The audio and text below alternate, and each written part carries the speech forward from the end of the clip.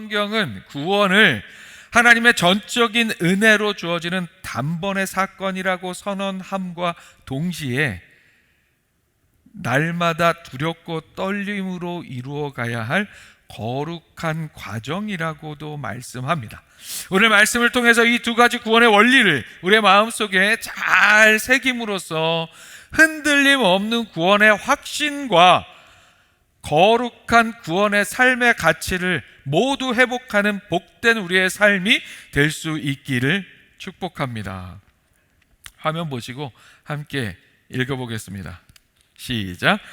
구원은 하나님의 전적인 은혜로 시작되고 견인됩니다.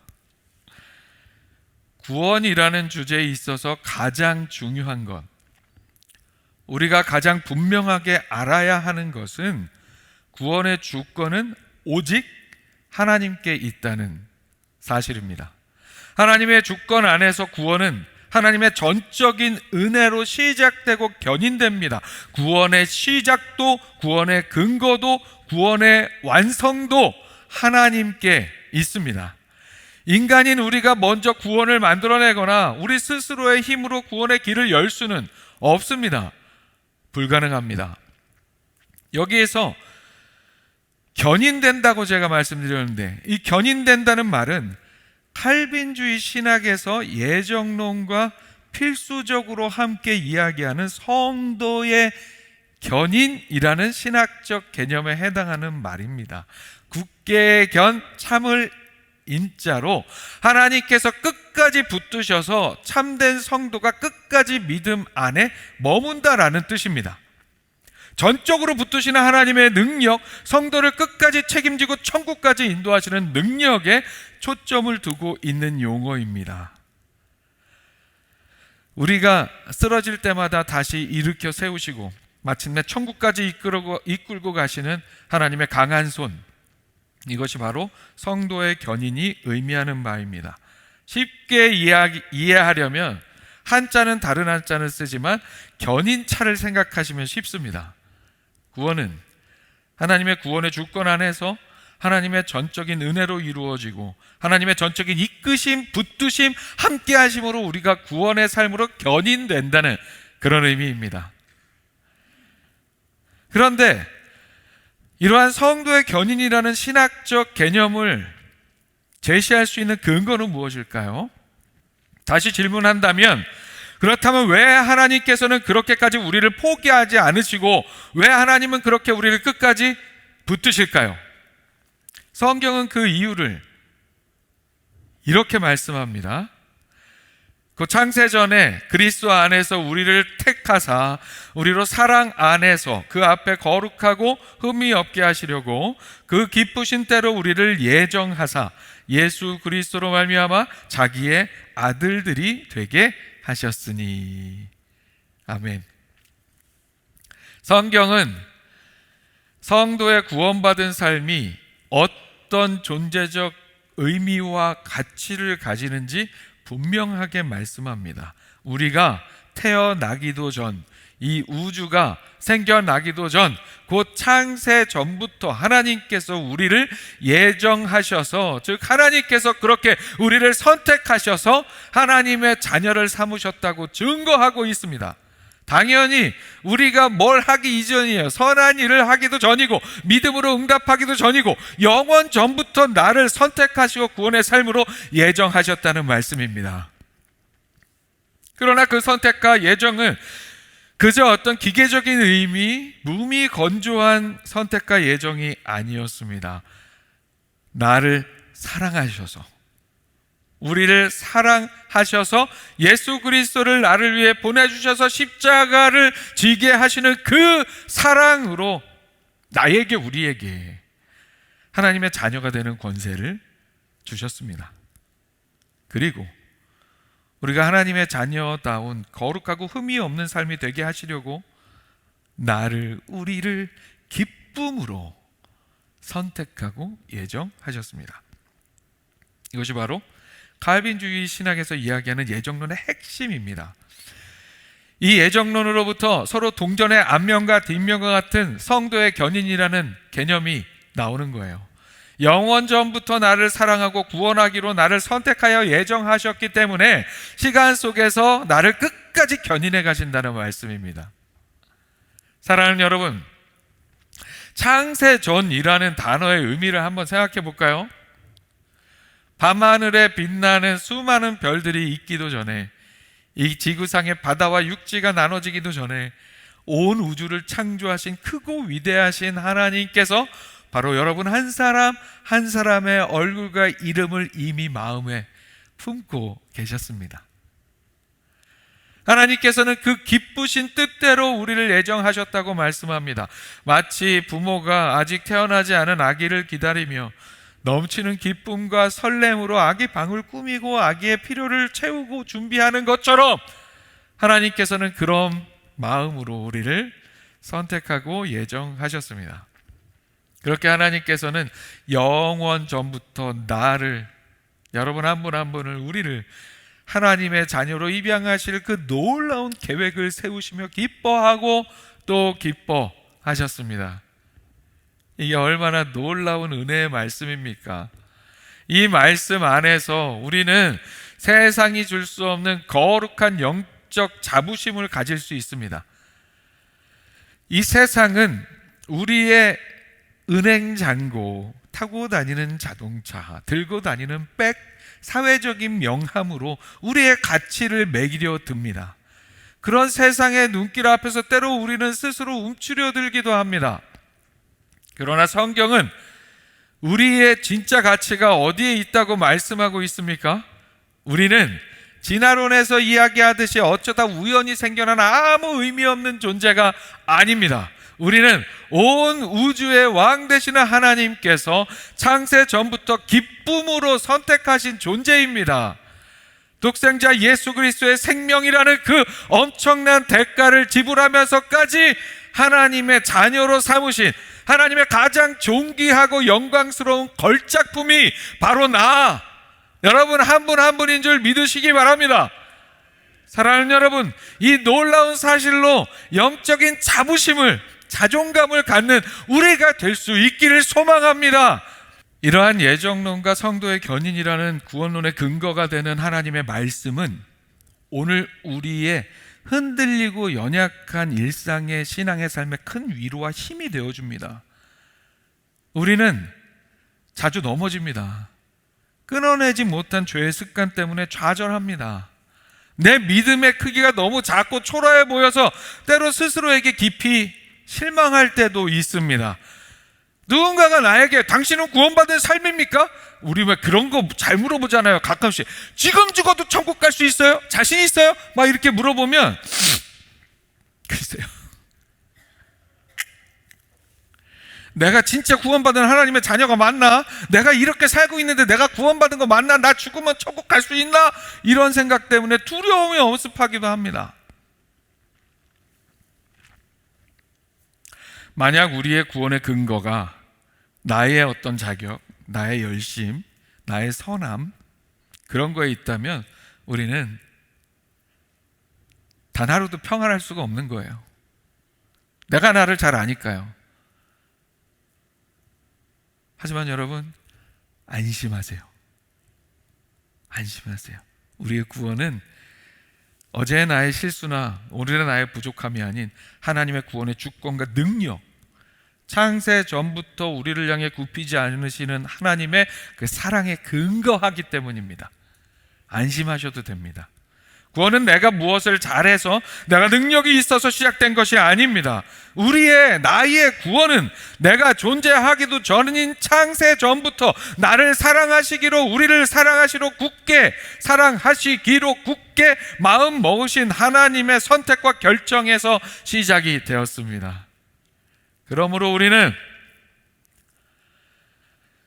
나 자신을 바라보다가 낙심하는 삶이 아니라 십자가를 바라보며 다시 일어나는 삶이 될 수 있어야 합니다. 구원은 내가 잘 붙잡아서 유지되는 것이 아니라 하나님이 끝까지 붙으셔서 완성하시는 은혜인 줄로 믿습니다.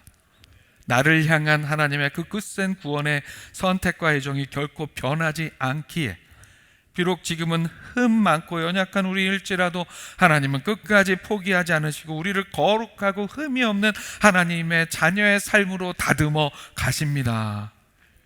지난주에 나눈 말씀, 하나님의 은사와 부르심에 후회하심이 없다는 말씀의 한 가지 의미가 여기에 담겨 있습니다. 결국 하나님은 거룩하고 흠이 없는 가장 영광스러운 모습으로 우리를 완성해 내실 수 있는 분이라는 사실 믿으시기 바랍니다. 이 사실을 믿음으로 이 굳건한 은혜의 반석 위에 서서 흔들림 없는 구원의 확신 가운데 다시 한번 심기일전하여 믿음의 걸음을 내딛는 우리 모두가 될 수 있기를 축복합니다. 아멘. 화면 보시고 다시 한번 함께 읽겠습니다. 시작. 구원은 완성된 선물인가 동시에 날마다 이루어가는 거룩한 사명입니다. 사랑하는 여러분, 구원은 하나님의 주권에 의한 완성된 은혜의 선물입니다. 구원받았다 하면은 어떠한 흠도 없고 어떠한 부족한 것도 없어요. 구원받은 거예요.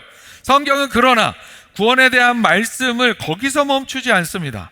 성경은 또한 그 구원을 우리 인생들이 책임적으로 날마다 이루어가는 거룩한 사명이라고도 말씀하고 있어요.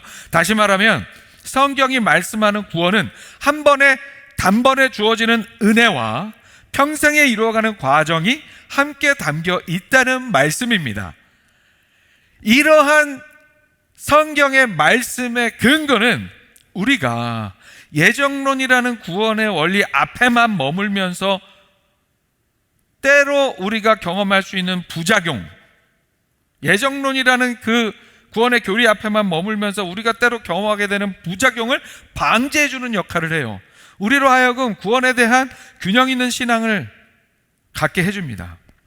앞서 살펴본 예정론과 성도의 견인이라는 하나님의 구원의 은혜에 대한 말씀 나누었던 대로 연약한 우리에게 실로 큰 위로를 줍니다. 흔들릴 수 있는 내 삶을, 우리의 연약한 삶을 붙들어주는, 우리의 영혼에 닻이 되어주는 그런 말씀이에요.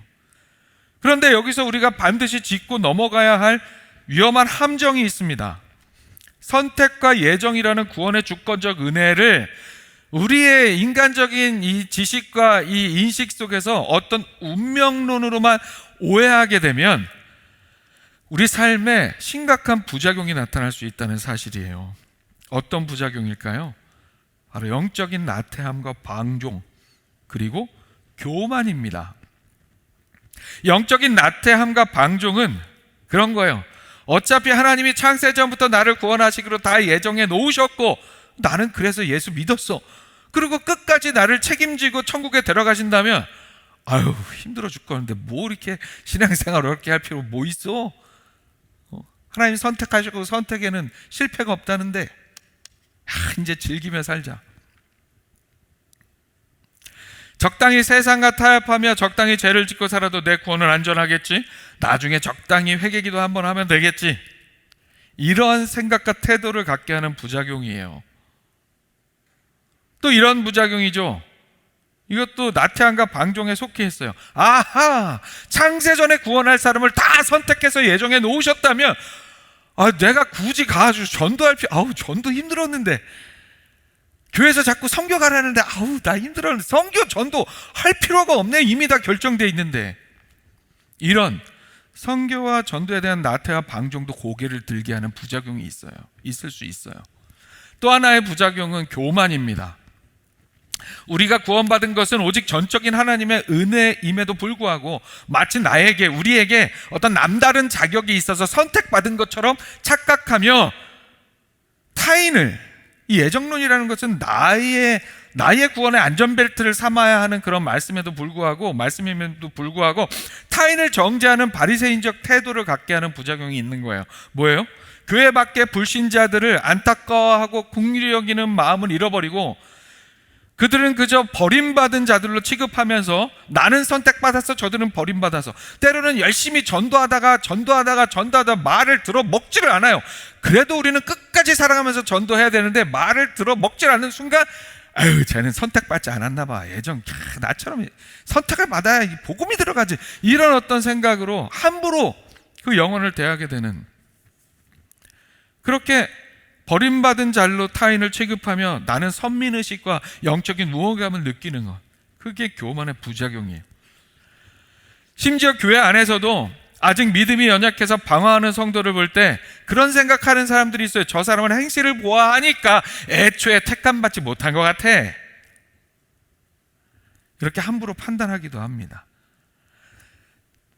나 자신 역시 죽어 마땅한 죄인이었음을 까맣게 잊어버리고 은혜를 무서운 영적 권력으로 변질시키는 교만이에요.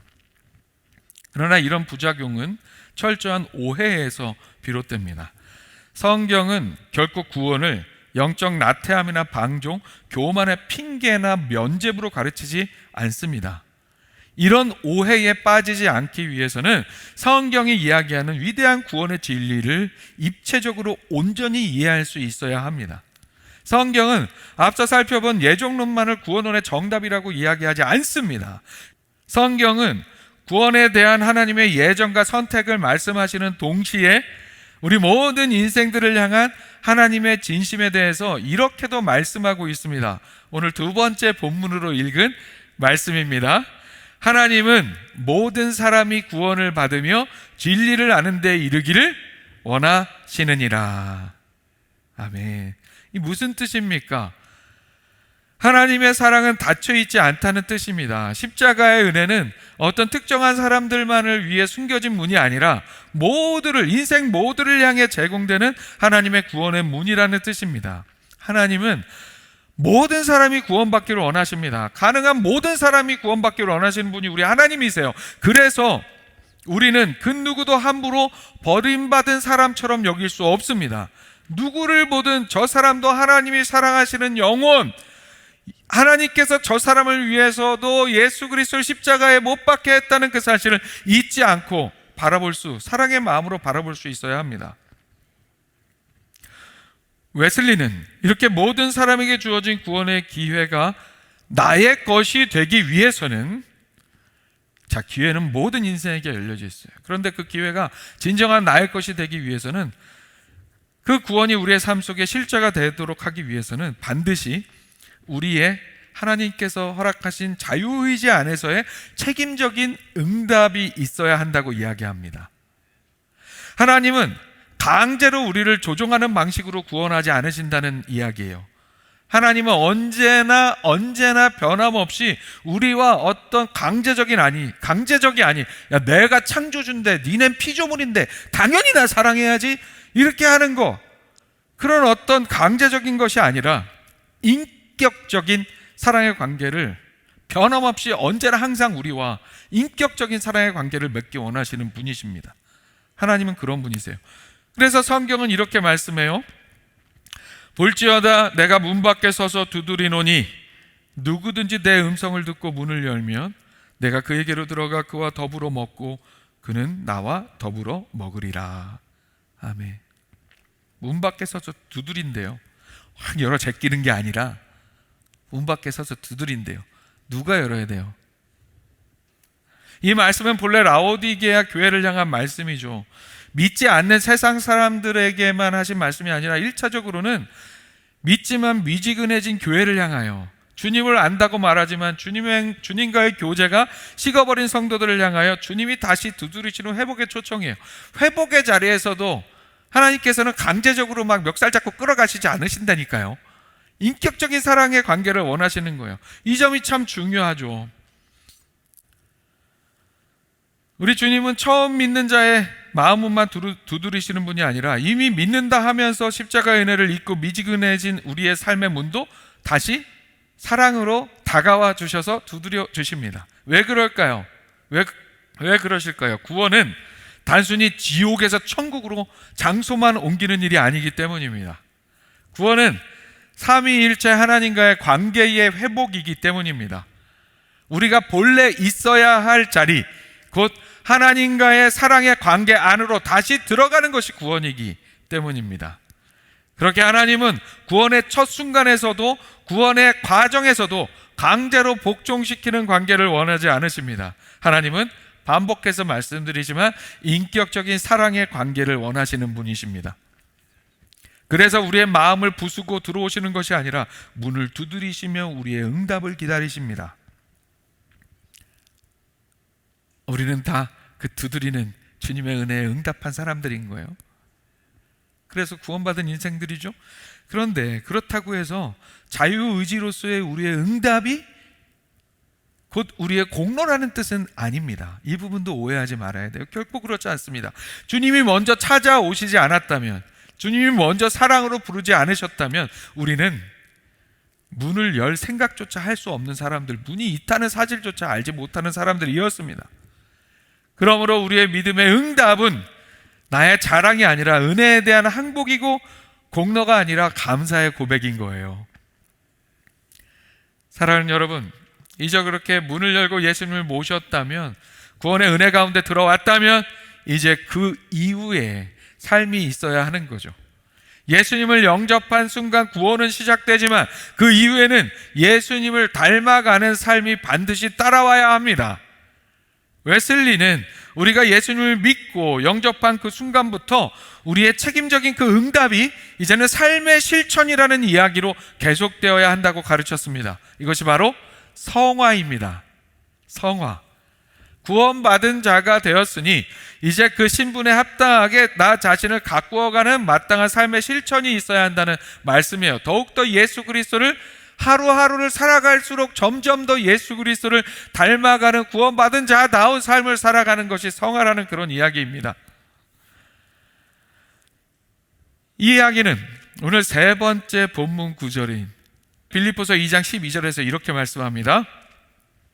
그러므로 나의 사랑하는 자들아, 너희가 나 있을 때뿐 아니라 더욱 지금 나 없을 때에도 항상 복종하여 두렵고 떨림으로 너희 구원을 이루라. 아멘. 성경은 이렇게 하나님의 예정과 선택을 말씀하시는 동시에 모든 인생들에게 주어진 구원의 기회와 거기에 대하여 자유의지로 응답하며 그 가치로 살아내는 우리 인간의 마땅한 책임이 수반되는 구원에 관하여서도 동일하게 강조하고 있어요. 방금 읽은 이 구절의 핵심은 바로 이 부분입니다. 항상 복종하여 두렵고 떨림으로 너희 구원을 이루라. 구원을 이루라는 이 말씀은 그렇다면 무슨 의미일까요? 아직 구원이 미완성이니까 내 땀과 공로를 못해서 100% 구원으로 만들라는 뜻입니까? 그건 아니죠. 그건 아닙니다. 이 말씀의 의미는 이미 내 안에 완벽한 선물로 주어진 그 구원을 100% 선물로 받은 그 구원을 이제 내 삶의 밖으로, 나의 일상 속으로 치열하게 끄집어내어 증명하라는 뜻입니다. 말씀을 정리하겠습니다. 오늘 설교를 통해서 우리는 구원론에 대한 아주 절묘하고 신비로운 성경의 균형을 마주했습니다. 성경은 한편에서는 창세전부터 너를 지명하여 불렀다는 강력한 예정론의 근거를 말씀합니다. 그런데 또 다른 한편에서는 하나님께서는 모든 사람들이 구원을 받기 원하신다는 모든 인생들에게 주어진 구원의 기회, 우리 인생의 자유의지 안에서의 믿음의 응답, 그리고 우리가 이루어가야 할 구원에 대해서도 말씀하고 있습니다. 사랑하는 여러분, 우리는 예정이냐 자유의지냐 칼빈이냐 웨슬리냐를 두고 논쟁할 필요가 없습니다. 성경은 우리에게 어느 한쪽만이 정답이라고 강요하지 않습니다. 오히려 이 두 가지 진리를 새의 두 날개처럼 함께 품으라고 말씀합니다. 오늘 말씀을 기억하며 하나님의 주권적인 은혜 안에서 가장 깊은 평안을 누리는 여러분 되시기를 소망합니다. 그래서 흔들리는 세상 속에서도 구원의 확신 가운데 서며 날마다 우리가 이루어가야 할 구원을 겸손하게 감사함으로 이루어가는 우리 모두가 될 수 있기를 주님의 이름으로 축원합니다.